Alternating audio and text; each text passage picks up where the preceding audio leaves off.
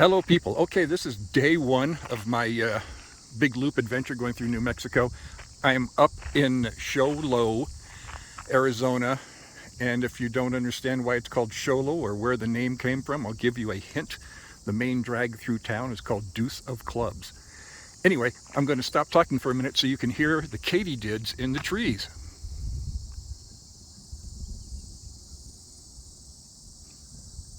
Hope you can hear that. They're very loud. I just pulled in the Elks Lodge. I'm going to be staying here for the night. This is a one-night stop on my way out to New Mexico. So I've been on the road for, I don't know, 2 hours, 2.5 hours, something like that. And I got to go over to the campground, which is fully booked through the end of August. The Elks campground here is very, very popular. People stay for the entire summer, and I can see why, because it's 20 degrees cooler here than it is back home. But more later. Okay, let's try this again. Let's see if I can get this lens to, there we go. I'm now at the Show Low Elks campground, which is extremely popular. They're booked till the end of August. They officially are open until first snow. They tentatively set that date at October 15 every year. Last year they were open until October 23 because the weather was good, people were still here. But this is very popular. People stay here all through the winter, as I mentioned earlier. And it's real pretty up here in the tall pines. I just came through from Payson, also through the tall pines. And it's beautiful country. Nice location here too.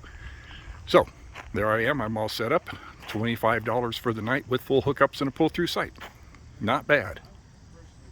Just pulled over. This puts me midway between Show Low and Grants, New Mexico, which is my destination for the night. Oh, I see some people have been doing target practice on that site. Out here in the middle of nowhere at all. And there are some people taking a picture when you are leaving New Mexico.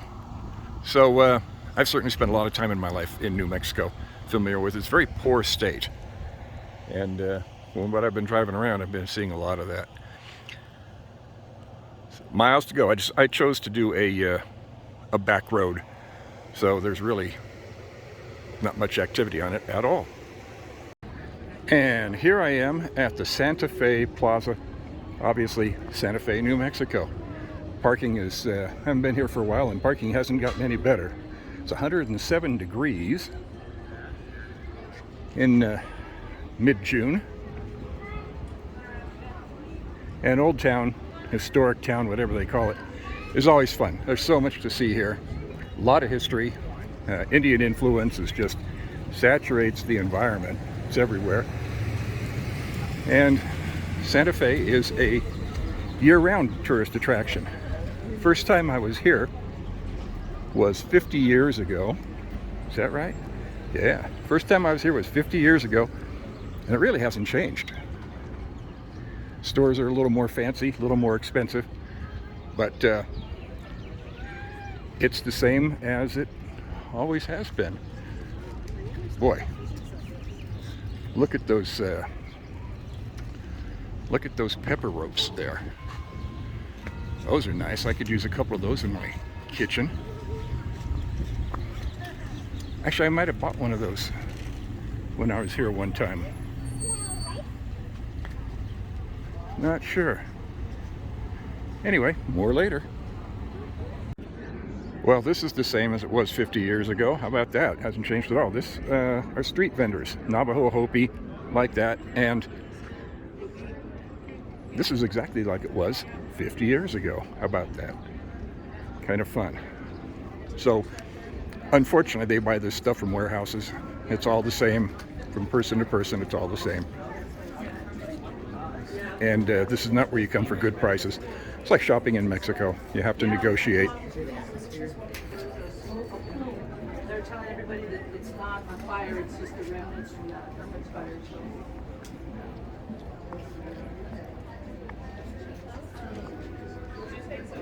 So if you know where to go, you can go to warehouses and buy this stuff for what they pay for it.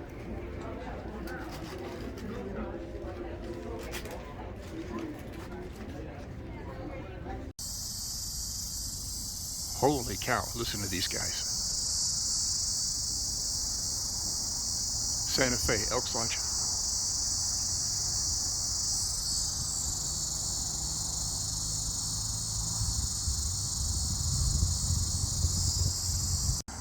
And now I'm at the Elks Lodge, number 460, Santa Fe, New Mexico. Really nice lodge, very large, but small members, 310 members. Nice outdoor seating, nice big restaurant, good kitchen, all that kind of stuff. Kind of a bizarre location, but not too far out of town. And perched up as a hill, you know, if this were any place else, it would be $1 million property. Maybe it is $1 million property, I don't know. But it's actually, this is my 78th Elks Lodge to visit, and this is the first one I've ever been to that does not have an MIA flag below the American flag. And that flag's kind of tattered, but Flag Day's coming up soon, and that's when we dispose of them according to the rules, because as some people know, and many people do not know, the Elks created Flag Day. So there. All right then, I'm going to take a jitney tour, about an hour and a half, and this is by Loretto Tours. They're the longest lived tour company in this area. And it sounds kind of touristy, and it is kind of touristy, but always my tradition, wherever I land around the world, if I'm in a major metro area where I just can't walk around as far as I need to, I'll take the big red double-decker tour buses to identify the area, get the lay of the land, and then kind of spot the places that I would like to go spend more time later on. And these little tour buses, in this case these jitneys, that's a great way to do it. I have to figure out if I want to sit on the right side or the left side, thinking about going through the old town area of Santa Fe. For you TV fans, this is the courthouse that they used for the courthouse scenes of Longmire. Everybody remembers Longmire. It wasn't that long ago.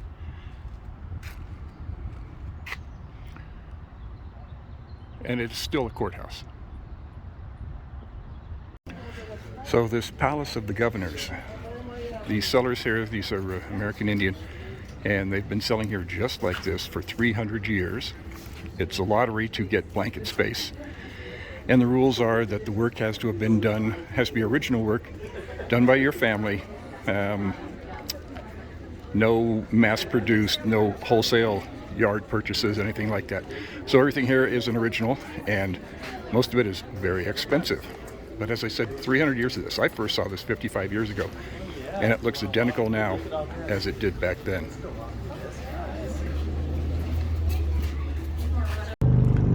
Well, I'm at Los Alamos, New Mexico, which means I'm at Bandelier, New Mexico, which means I'm at cliff dwelling country. I'm at about 12,000 foot elevation, and I'm not in Bandelier proper yet because you have to take a shuttle for that, and I haven't even set up the RV, but I will, and then I'll be doing a lot more on the cliff dwelling.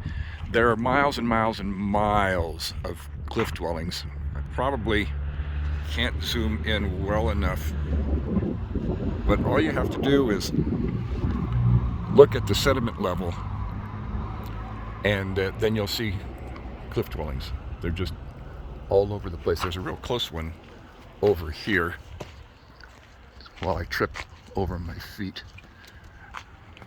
The round one up there, that's a dwelling. And you could carve these things with a rock. They're basically just sandstone, so they're easy to carve. Okay. Enough for now.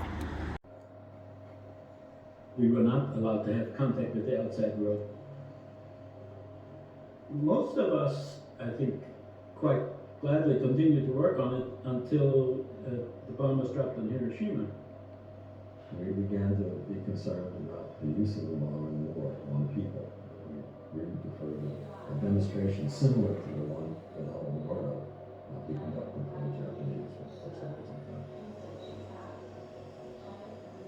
But this was a time of horrors.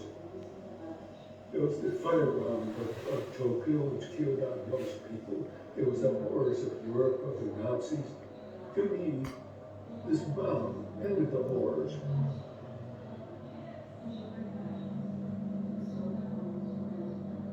I was over Hiroshima at the time the bomb went off in Hiroshima, New York.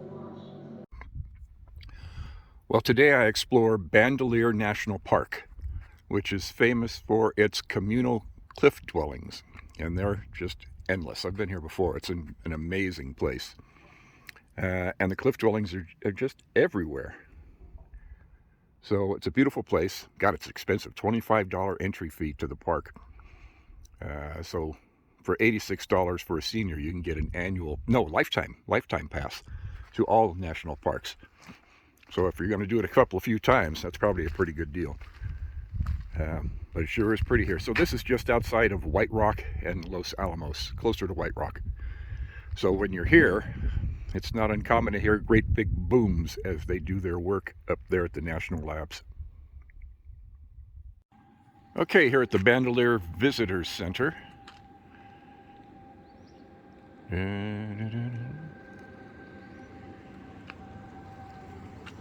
know that sound. It's electric.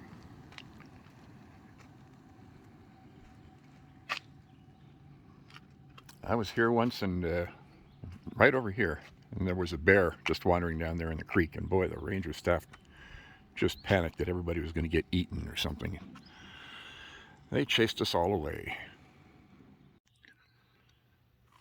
And this is just one of the service areas, staff and everything, restaurants, that type of thing. You know, it's nice they did the architecture mostly like what it should be.